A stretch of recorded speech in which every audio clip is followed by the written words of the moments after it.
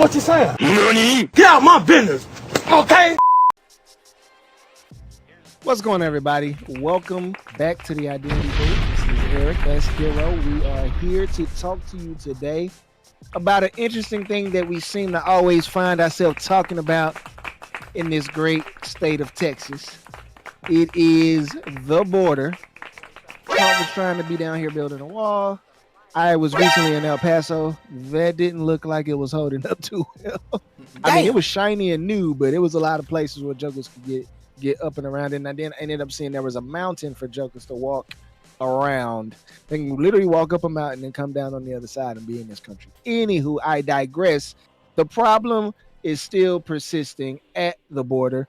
Now, we have roughly over 10,000 Haitian migrants at the border in Del Rio. They're living under a bridge. Like the government's got them packed in there like little black trolls under a bridge. They're pooping and pissing on top of each other.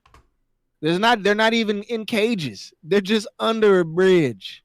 First of all, how in the world did they get there? We know how they got there. We know how they got there. But it gets worse. They are so overwhelmed that it's getting ridiculous. Look at this. They are on horses. We got state troopers and we got ICE out here on horses. This is crazy. Wrangling up people, wading in the water here. I just want to juxtapose this picture to this. That's not a whip. That's the strap for the horse. But he's using it as a whip. Did they actually get the video of him whipping him? Yes. Yes. Like, that's insane. Like, I want to just juxtapose these pictures to this. Like, this dude is hogtied, not hogtied, but tied and being pulled by rope to this picture. These pictures aren't one-offs. Like, this wasn't an accident, is what I'm trying to convey to you guys. It's a long line of history that continues to repeat itself here. And the thing about it is, this was the only one in particular who did it. And there's a lot of people arguing it's not a whip.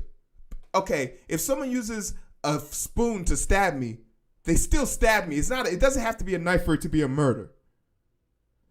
And that's what I'm not gonna let people like walk over top of it. But for a lot of people that don't know, Haiti has been in this flux of having people move back and forth throughout the pandemic, but really going all the way back to the Olympics from two Olympics back when Rio was popping, because a lot of them migrated to Rio because they thought that was to be a good source of work. So a lot of them got stuck there, and then upon trying to return home, the earthquake happened, and it decimated them, and it didn't give them an opportunity to come back. So they pushed up the border, because me and Eric were looking at the map. It said, why the fuck are they going through the Mexican border versus it's a shorter distance just to go straight through to Florida? Get a boat and go straight to Florida. But you know why they did it? It's easier to get into the country this way. It's easier because of the proximity of where they were already. I highly doubt there are people traveling across the Gulf to get to Mexico and then going up. These are people who were already disenfranchised or refugees that were replaced and were supposed to be put up somewhere else but never made it back. You feel me? So like that part right there is super agitating. But the thing that I want you guys to realize, this is not an issue of the current administration. This is an issue of America right now. This is a long-running issue that based on who's in office kind of dictates what we see in the media. And it sucks because no matter what happens, the people suffer. The people suffer.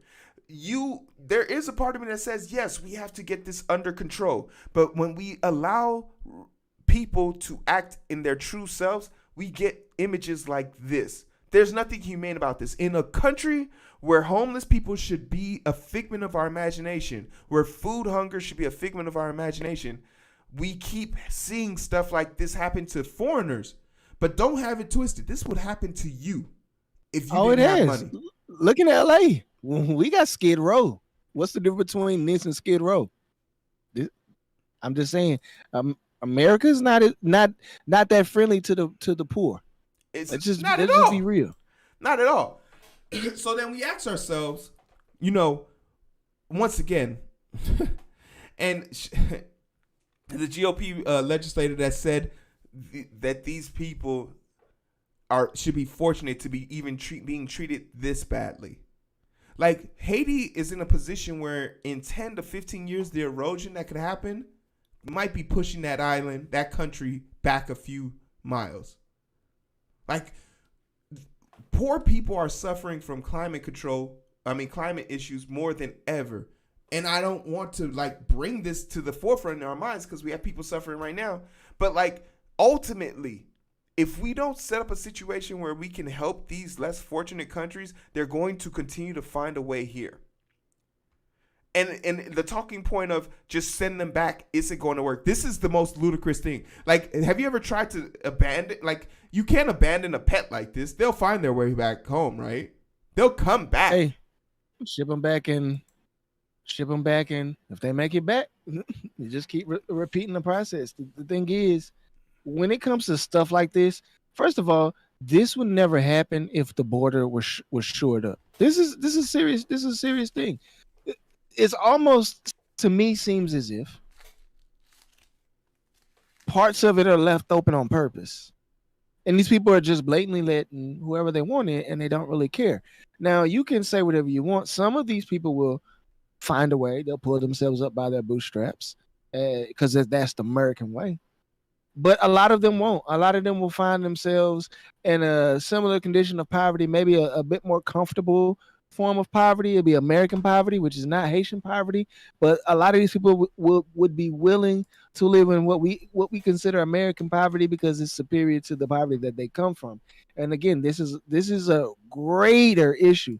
What we need to be talking about is the issues that we have here in the country. Sure enough, if our country was stable enough, if the people here weren't at each other's necks and we could actually be what we believe we are, not what we actually put out to the rest of the world, is the altruistic, kind-hearted, hard-working, decent human beings that are Americans, instead of what you see on the screen right here.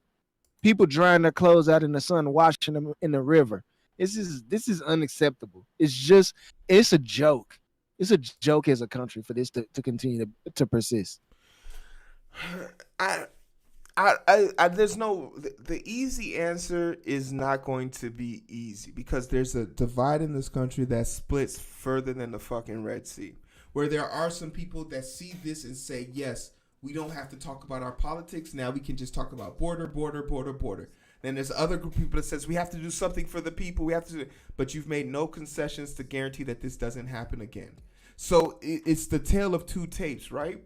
But the thing that I want to get through to people who are watching this, if you're a person who has done nothing of benefit to aid this situation, and you think seeing these people makes you happy, there's something wrong with you. There's a fundamental issue wrong with you because this same feeling doesn't strike you as odd when you see it in Mobile, Alabama, or L.A., Wabash in Michigan, in Chicago.